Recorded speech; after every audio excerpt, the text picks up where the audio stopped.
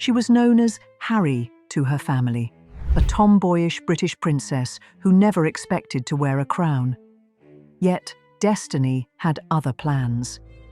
The tiara given to her with love on her wedding day would witness the birth of a nation, survive 2 world wars, and become the most recognizable symbol of royal Norway. Until one Sunday morning in 1995, when 3 armed men walked into London's most prestigious jewellery house and changed everything. What they stole wasn't just diamonds and pearls worth £200,000. They took a piece of history that connected a shy girl from Marlborough House to the throne of an independent kingdom. They shattered a legacy that had passed from British princess to Norwegian queen to modern royal family. This is the story of Queen Maud's missing tiara and the extraordinary women whose lives it touched. Behind every stolen crown lies a human story. This one begins with a wedding gift that would outlive empires, survive revolutions, and become the crown jewel of a reborn nation, only to vanish in the most audacious royal jewellery heist of the modern era. But who was the woman who first wore this tiara? How did a British princess become the beloved Queen of Norway? And why did the theft of her crown jewel devastate not just a royal family, but an entire nation? In this video, you'll discover why, nearly 30 years later, this missing tiara represents far more than just stolen jewellery. It's a severed link to one of royal history's most inspiring transformations. The story begins in 1896 with a spirited young woman who had no idea she was destined to make history. The birth of a royal legacy. The year was 1896, and love was in the air at Buckingham Palace. Princess Maud of Wales, the youngest daughter of the future King Edward VII, was about to marry her Danish cousin, Prince Carl. She was known within the royal family as Harry, a spirited, tomboyish young woman who had captured the heart of a prince destined for what seemed like a quiet life in Denmark. Among the cascade of wedding gifts that filled the palace was one that would define Maud's royal image for decades to come. From her parents came an exquisite creation by the renowned firm Carrington and Company, a diamond and pearl tiara of revolutionary design. This wasn't just another royal bauble. It was a masterpiece of Art Nouveau craftsmanship, featuring flowing, organic motifs that could be worn in multiple configurations. But here's what made it truly extraordinary. The tiara was completely convertible. The central elements could be detached and worn as brooches. The entire piece could be transformed into an elegant necklace. It was jewelry engineering at its finest, created for a modern princess who would need versatility in the years ahead. Little did anyone know how prophetic that flexibility would prove to be. From princess to queen. For nearly a decade, Maud and Carl lived the quiet life of minor European royalty in Copenhagen. She wore her wedding tiara to court functions and family gatherings, but their future seemed pleasantly predictable. Carl served as a naval officer. They welcomed their son Alexandra, and Maud could have been forgiven for thinking her most dramatic days were behind her. Then came 1905, and everything changed. Norway had just dissolved its union with Sweden in a peaceful but momentous separation. The newly independent nation needed a king, and their choice was extraordinary. They didn't want just any royal. They wanted Prince Carl of Denmark, largely because he was married to Princess Maud, a daughter of the British royal house. But Carl, showing the democratic principles that would define his reign, insisted on something unprecedented. The Norwegian people would vote on whether they wanted a monarchy at all. The result was overwhelming. 79% voted yes.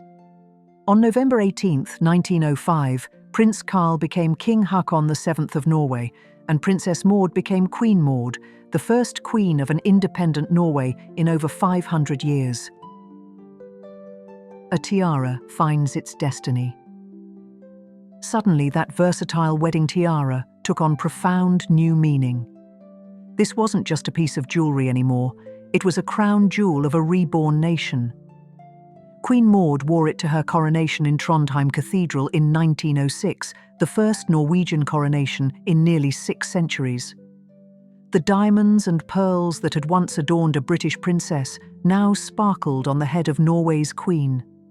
For the next 3 decades, the tiara became Maud's signature piece. She wore it to state banquets, diplomatic receptions, and royal portraits. It appeared in countless photographs that defined the visual identity of the modern Norwegian monarchy. The flowing pearl drops and diamond scrollwork became as recognizable as the Norwegian flag itself.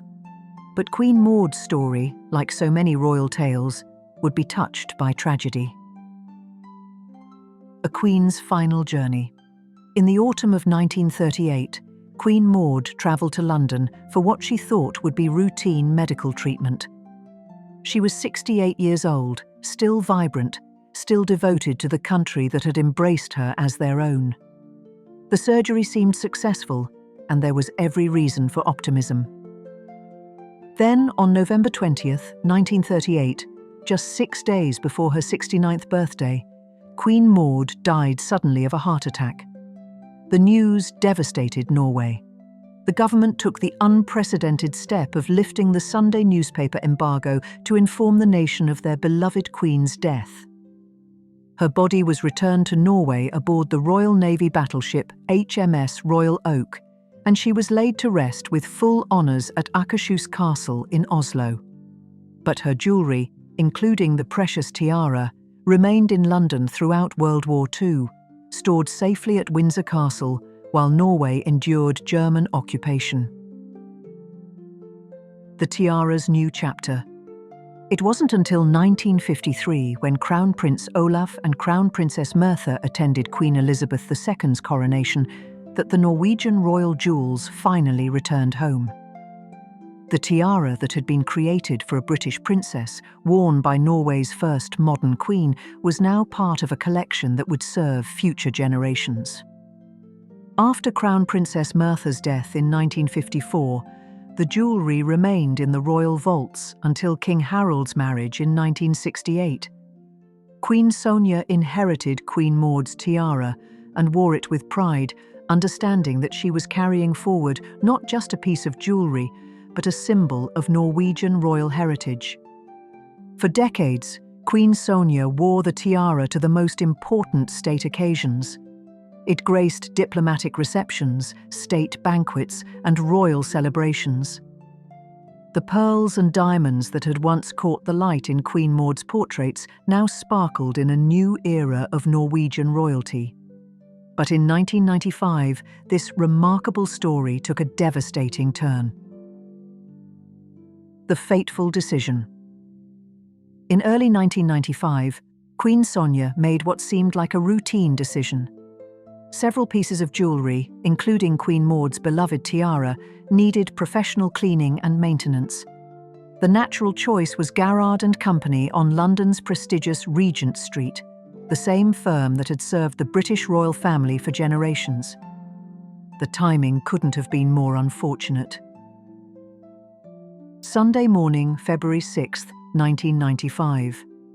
It was 10:25 on a quiet Sunday morning when 2 security couriers arrived at Garrard's to collect the freshly cleaned Norwegian royal jewels.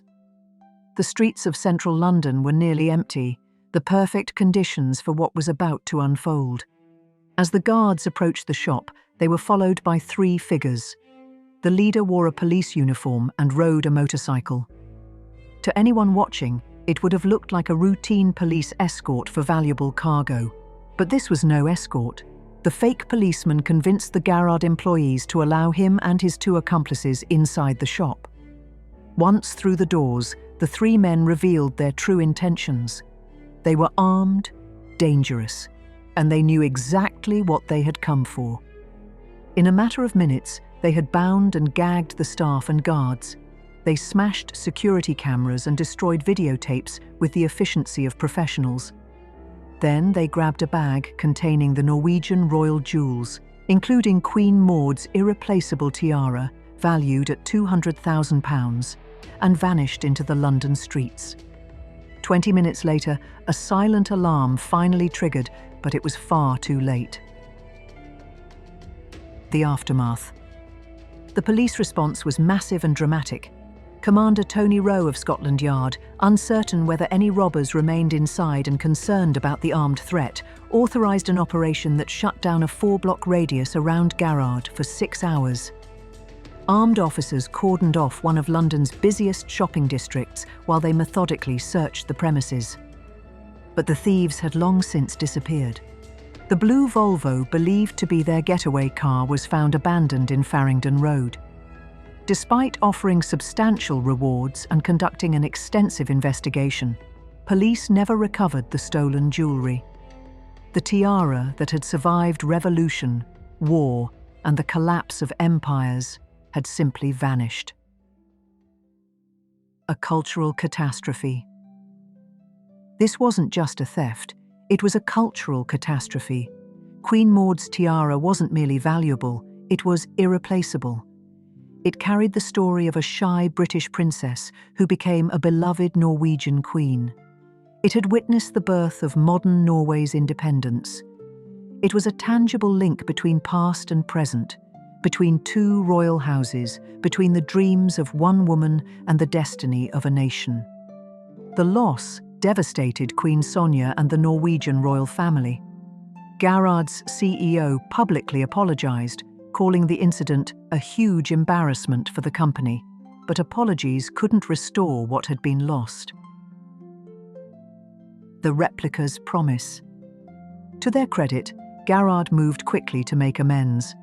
Working from archival photographs and detailed records, they crafted an exact replica of Queen Maud's tiara. By April 1996, just over a year after the heist, the new piece was delivered to the Norwegian royal family. The replica was virtually indistinguishable from the original, down to its convertible settings and flowing pearl drops. Queen Sonja debuted it at a state visit to the Netherlands, and it has since been worn by other members of the royal family, including Crown Princess Mette-Marit and Princess Märtha Louise. But for all its technical perfection, the replica could never replace what was truly lost. The original tiara carried something that no craftsman could recreate: history itself. The mystery endures. Today, nearly 30 years later, Queen Maud's tiara remains missing. Periodic rumours surface, whispers of sightings, claims of recovery, but none have proven credible. The case remains officially unsolved, one of the great mysteries of the jewellery world. Where is it now? Hidden in a private collection, broken apart and sold as individual stones, sitting in someone's safe, its true identity unknown? We may never know. The deeper loss. But perhaps the real tragedy isn't just the loss of diamonds and pearls, it's the severing of a story that connected generations. Queen Maud's tiara was more than jewellery. It was a bridge between past and future, a tangible reminder that love, duty, and resilience can transform a shy princess into a beloved queen. Every time Queen Sonja wears the replica, she honours that legacy. Every time Crown Princess Mette-Marit chooses it for a state occasion, she continues the story. The thieves may have stolen the original, but they couldn't steal its meaning. A living legacy. The theft of Queen Maud's tiara reminds us that even our most precious treasures are vulnerable. But it also shows us something more hopeful, that the stories these objects carry can survive even their physical loss. Today, when we see the replica tiara sparkling at Norwegian state occasions, we're witnessing more than just beautiful jewellery. We're seeing the continuation of a remarkable story, one that began with a wedding gift of love and became a symbol of a nation's independence. The original may be lost, but Queen Maud's legacy lives on. In the replica that graces royal heads today, in the photographs that preserve her memory, in the story of a British princess who became Norway's beloved queen. The theft of Queen Maud's tiara stands as one of the most heartbreaking losses in royal jewellery history. It reminds us that behind every glittering crown lies a human story of love, duty, sacrifice, and the dreams that connect us across generations. While we may never see the original tiara again, its story continues to inspire. It speaks to the power of resilience, the importance of preserving our heritage, and the way that love can transform not just individuals, but entire nations. Queen Maud's tiara may be gone, but her legacy and the values it represented shine on. What do you think happened to Queen Maud's missing tiara? Do you believe it might one day be recovered? Share your thoughts in the comments below. If you enjoyed this journey into royal history and the mysteries that still captivate us today, please give this video a like and subscribe to the channel. There are so many more stories waiting to be told from the glittering world of royal jewels. Thank you for joining me in remembering Queen Maud and the tiara that became a symbol of love, loss, and the enduring power of royal legacy.